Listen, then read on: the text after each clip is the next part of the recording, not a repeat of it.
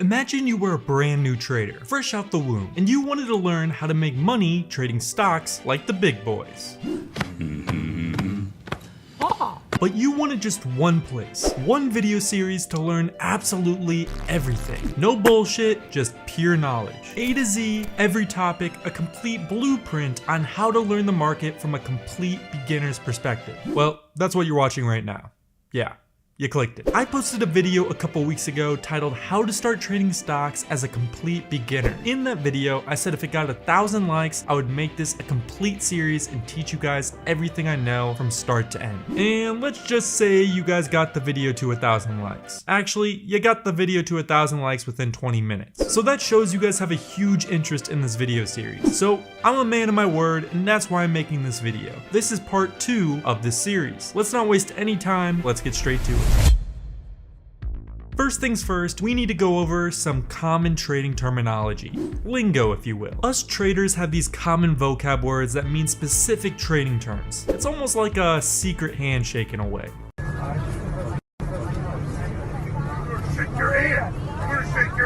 But if you're a new trader, you definitely have to know what these terms mean, especially if you're gonna watch this series, because I'm gonna say them all the time. First term is long. To put it very, very simply, when you're long on a stock, that means you make money as the chart is going up. So if you buy a stock at $10, that means you're in a long position. If it goes to 20, you made money. Pretty simple.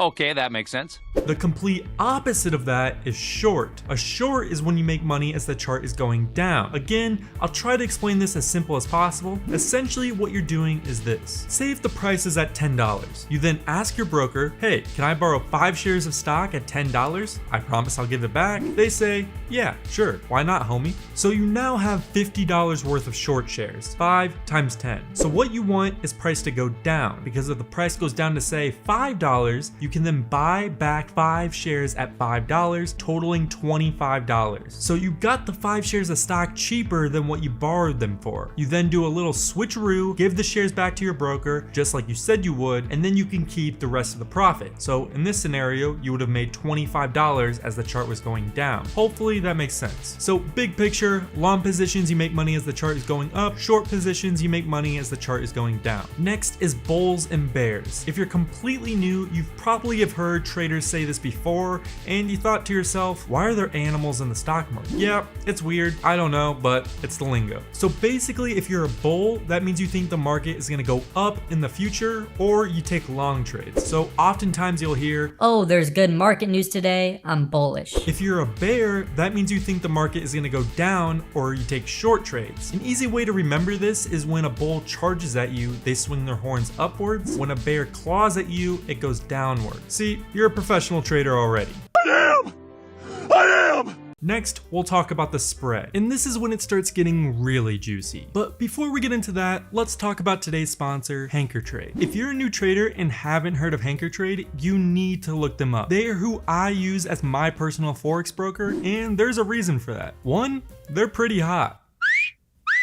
All jokes aside, they're awesome. Low fees, low spreads, which is what we're about to go over in this video, and they make it extremely easy to execute orders. The reasoning why I think they are so good for beginner traders is because they basically help fund your account when first starting out. If you use the link in my description, HankerTrade will match whatever you first deposit. So if you put in say $100, they will literally give you $100. I've never seen another broker do that. They're awesome. I'll put a link in my description, go check them out. All right, let's go back to the juicy information and cover what a spread actually is. In trading, there's basically 2 main prices, the bid and the ask. The bid and ask refer to the prices at which buyers and sellers are willing to trade the stock. The bid price is the highest price that a buyer is willing to pay for a stock, while the ask price is the lowest price that a seller is willing to accept for the same stock. For example, if a stock has a bid price of $10 and an ask price of $11, this means that a buyer buyer is willing to pay up to $10 for the stock, while a seller is willing to sell that same stock for at least 11. The difference between the bid and the ask is called the spread, which represents everything in the middle. Oftentimes when you watch professional traders during live streams, they'll have this moving data on their screen and it'll make them look really cool and professional. Well, this data is actually called level 2 data, and these moving numbers are the bids and asks. So these numbers on the left are the bids. So you can see here, the highest price someone is willing to buy the stock is this price, and this number is the amount of shares they want to buy. The numbers on the right are the ask price. So this number right here is the lowest amount someone is willing to sell this stock at. The amount between these two numbers is the spread. While we're on this topic, let's talk about the different types of orders. So when purchasing or selling a stock, there are different ways you can do it. I'm gonna go over 4. There are more order types than this, but these are the main 4 you should know. There's market, limit, stop, and stop loss. A market order is you basically saying, I want the stock right now, no matter what the ask price is. You want the broker to instantly buy the stock at whatever the stock is at right now. The pros of a market order is that you know for sure you'll be in the trade no matter what. But the con of that pro is you're essentially paying a premium because you're buying that stock for whatever the ask price is right now. A limit order is you basically saying, if the stock hits this price, I want to buy it. So say for example, a share of stock is at $50. You can put a buy limit order for $40. This means your broker will only purchase that stock once the price goes down to $40. Once it hits 40, it'll purchase it automatically. The pros of a limit order is that you're essentially getting the stock at a cheaper price. But the con of that pro is you may not get filled because there are going to be some scenarios where the price doesn't go down to your limit order and you'll miss out on the trade. Next is a stop order. A stop order is kind of the opposite of a limit order. Essentially, a buy stop order is you saying you only want to enter a trade if the stock goes up to a certain price. For example, if you have a stock consolidating or moving sideways in a range and the top of this range is at $50 and you only want to enter into the stock once it breaks that range at $55, you would create a buy stop order for $55. Once the price breaks this range and reaches $55, your broker will then purchase the stock. Next is the 4th and final order type, which is the stop loss order. And this is arguably the most important one. Unlike the 3 other orders where it enters you into a trade, a stop loss takes you out of a trade. So say the price is at $50. You're in the trade, but you say to yourself, if the price ever goes down to $40, I don't want to be in the trade anymore. Well, what you would do is set your stop loss at $40. If price ever goes down to that point, your broker will automatically exit for you. So little recap. Market order is you want to buy the stock right now, no matter what the price is. You want to enter instantly. A limit order is you want to enter if price ever goes down to a certain price. A stop order is the opposite of a limit order, and you want to enter if price ever goes up to a certain price. And the stop loss is you want to exit if price ever goes down to your stop loss. Now, like I said, it can get a little bit more complicated than this, but for the sake of this video, these are the 4 order types you should know. These are the absolute basics, but it's kind of one of those things that's a little boring, but also one of those things we had to go over. To be honest, if this series was an A to Z series, we haven't really even passed B yet. My goal with this series is to slowly get more and more advanced as we progress throughout the series. So that way, by the time we get to the Z video, you're basically Einstein when it comes to trading. So since you guys smashed that 1,000 like goal last video, let's make this video's goal 5,000 likes. If we get this video to 5,000 likes, I will upload episode 3 and we'll get a little bit more advanced and start looking at some actual setups. Thanks for watching, and I'll see you guys next time.